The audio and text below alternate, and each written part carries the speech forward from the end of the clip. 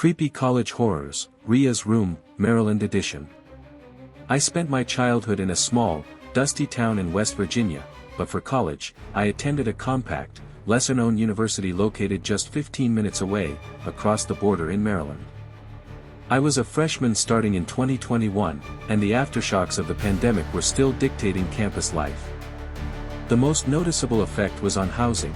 Due to the low student count, most chose to rent off-campus apartments, seeking more space and privacy. I, however, was poor and simply couldn't afford that luxury, so I was stuck in the dorms.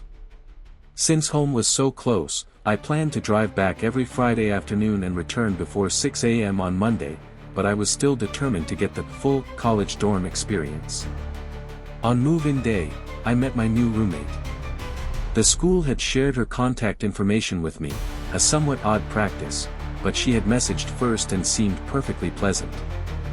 In person, she was quiet, though still kind, yet there was an undeniable air of entitlement about her.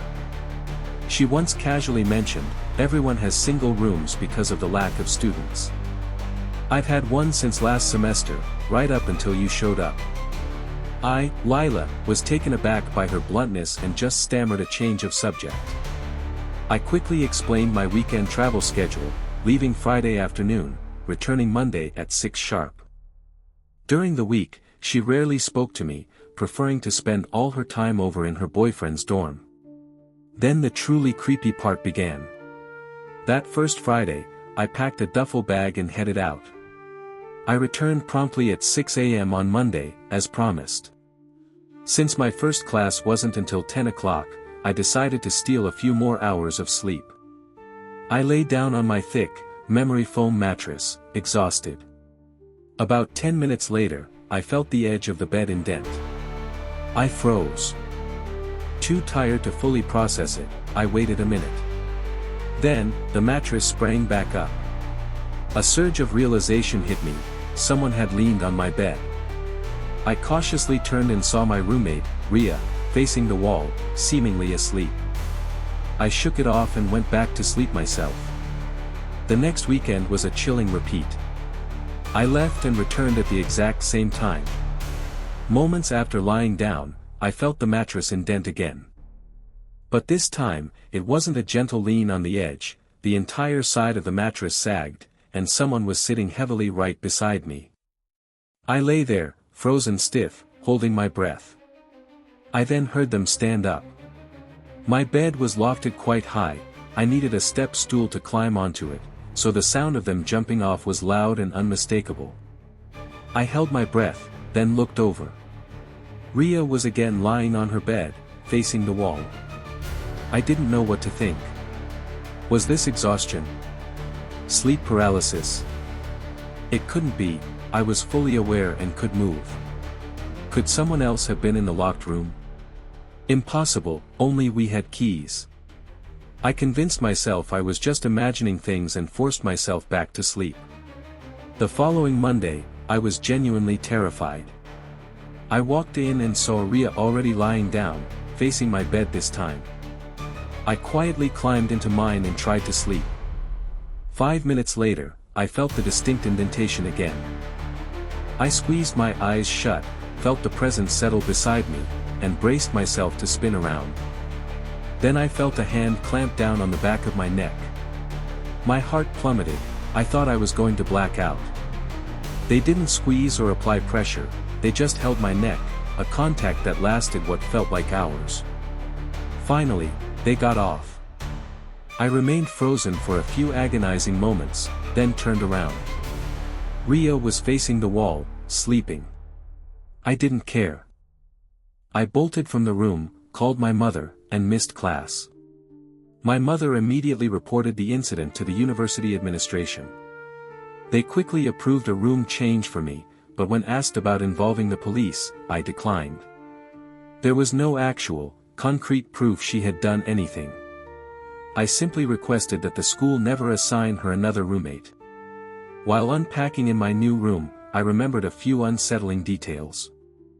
Ria had mentioned a previous roommate who didn't stay long, without offering a reason. I also recalled seeing her once open a locked drawer containing almost a dozen bottles of prescription medication, which she claimed was for a skin issue.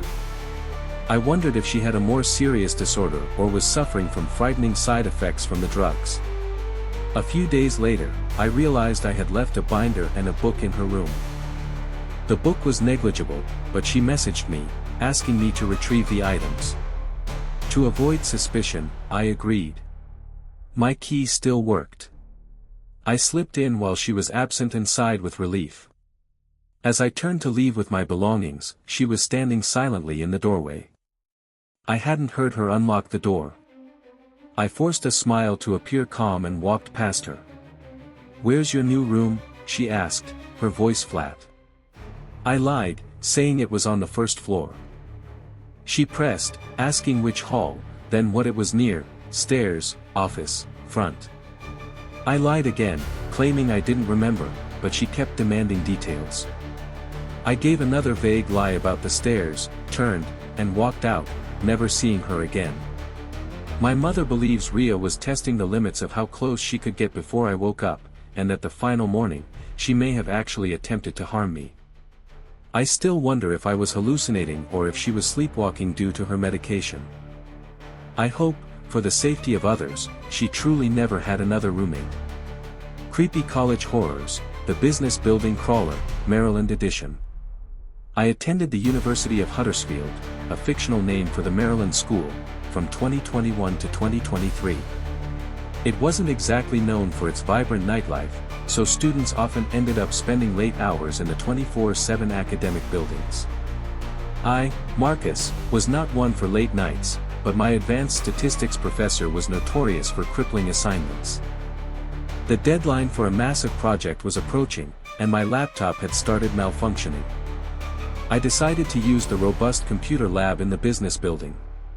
The business building was isolated from the main campus, an old, three-story structure that always had a weird, sterile silence to it, especially after dark.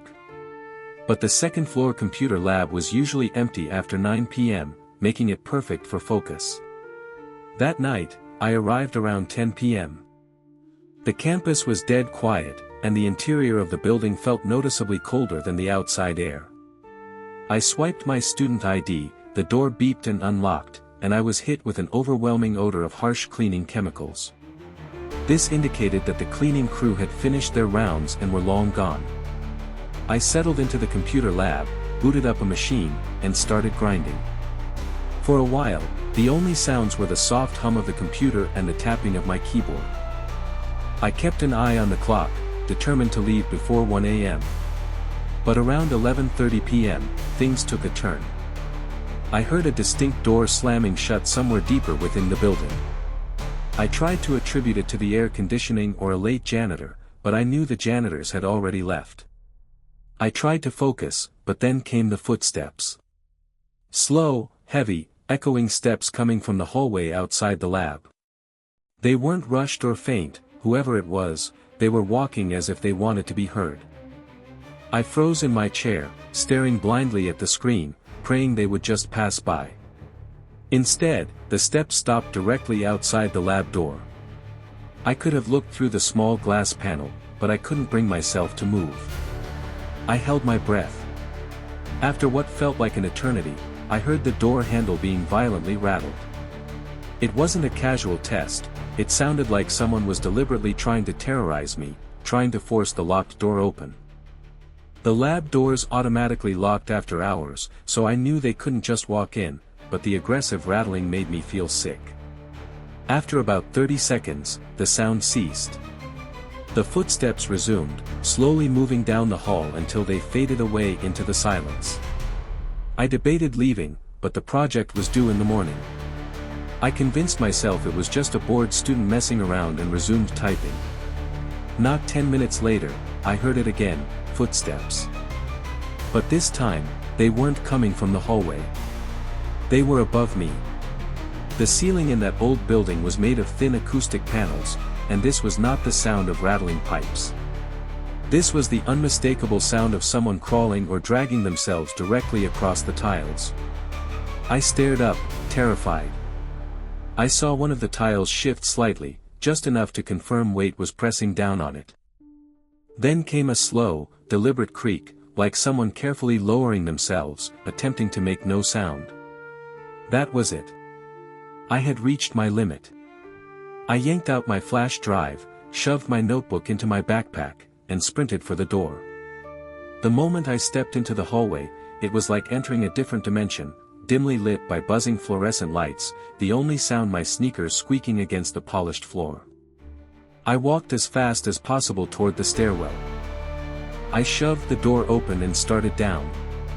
That was my mistake. I looked up. On the landing just one floor above me, a man stood. He was not a student or a professor. He looked completely out of place, with baggy, torn clothes. His face was half-shadowed, but I could clearly see his mouth was hanging open in a disturbingly wide, unmoving grin. He just stood there, staring straight down at me. I instantly bolted, flying down the stairs so fast I nearly fell. I slammed through the first-floor door and sprinted for the main entrance. My ID card barely registered fast enough to unlock the main glass doors. Once they clicked open, I shoved my way out and ran across campus without looking back. I didn't stop until I was inside my dorm room, door locked, my back pressed against it, struggling to catch my breath. The next morning, I only returned because I had to submit the project. Walking into the business building during the day, it felt completely normal. But then I noticed something that made my stomach drop. One of the ceiling tiles was missing, precisely the one directly above where I had been working, and the one from the corner that I had seen shifting was displaced. It was as though someone had been observing me, then tried the door handle to intentionally scare me. When they realized the door was locked, they had gone back up into the crawl space to enter the lab from the ceiling. I dread to imagine what his intention was if I hadn't run out when I did. I definitely bought a new laptop after that and finished all future assignments safely in my dorm. Creepy College Horrors, The Lanyard Man, Maryland Edition. My name is Clara, and I was 20 years old when this happened during my time at the local college in suburban Maryland. I was only 16 at the time, and this remains the scariest day of my life. The context is simple. My college building was relatively new and large, but only about 1/3 of the facility housed the actual high school program, the rest was a nursery and a special school. To get past the main foyer, you had to scan your ID card on a screen, which unlocked the inner double doors. The IDs had our photos and names, but many students, myself included, would flip them over. We were explicitly told on the first day never to let anyone we didn't know into the school. This incident happened on my second full day of school. I had been sick all week. I had a long geography class, and about 20 minutes after the lunch period, I urgently needed the restroom. I had chugged a huge carton of juice during lunch and couldn't hold it. My teacher, though clearly annoyed that I was asking right after a break, reluctantly let me go, knowing I was in genuine distress. This detail is crucial because almost no one, not even teachers, was walking the halls during class hours. I left the classroom, passed through the double doors into the deserted cafeteria, used the bathroom, and headed back the way I came. When I pushed back into the cafeteria, I saw a man sitting alone at one of the tables. He was too old to be a student, so I assumed he was a teacher or a parent. I tried to walk past, but he called out, "Hey." I let out a nervous squeak because I'm naturally jumpy, and his voice startled me. He laughed and apologized, which is when I noticed he was wearing a lanyard. I immediately assumed he was a teacher. However, as I think back now, the ID was flipped over, so the side with the photo and name was facing backward, something students did, but highly unusual for a staff member. I didn't focus on that detail then. "I need some help getting some work materials out of my car," he asked me. "Do you mind coming out for just a second?" Thinking he was a faculty member, I immediately agreed, "Yeah, of course." We walked out of the cafeteria, through the foyer, and out of the building in unsettling silence. Teachers usually make small talk, but he said nothing, just fidgeted nervously with his hands, putting them in his pockets, then clasping them together. I was too shy to initiate conversation myself. The car park was about 50 meters from the school entrance, obscured by a line of bushes. We were walking toward it in silence when he abruptly said, "My work stuff is in the boot.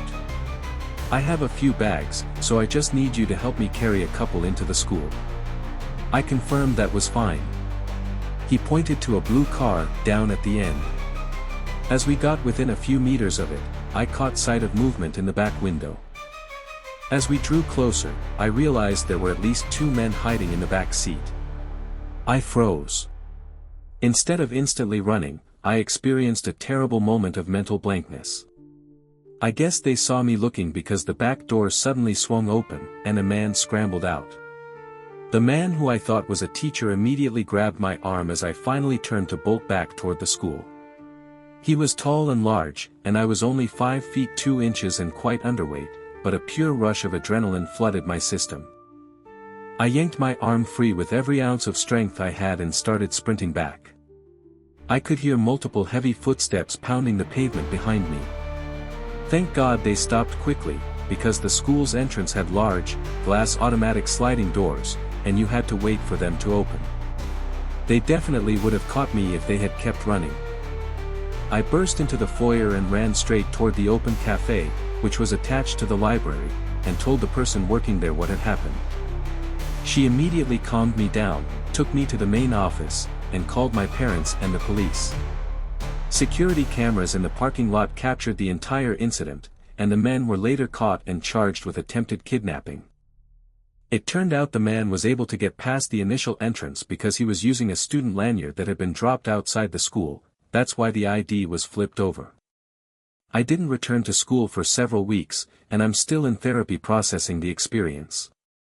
This remains, without a doubt, the single scariest event of my life.